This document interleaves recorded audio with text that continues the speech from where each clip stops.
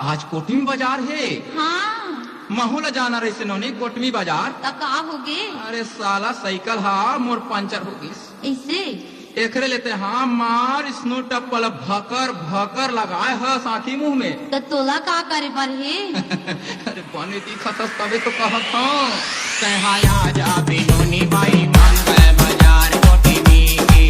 कहाया जा बिनोनी बाई मंगल बाजार कोटमी। DJ कमलेश।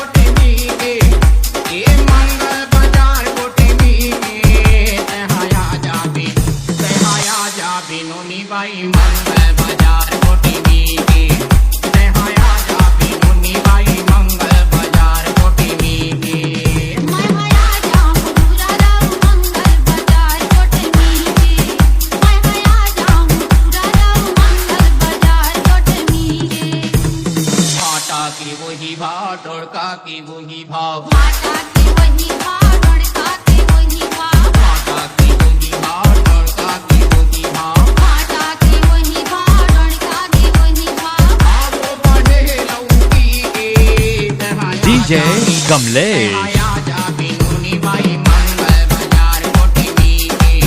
कहाया जा बिनोनी बाई मंगल बाजार कोटमी की। मैं हया जाऊं राधा मंगल बाजार कोटमी के। मैं हया जाऊं राधा मंगल बाजार कोटमी के। चोपड़ी की वही भाव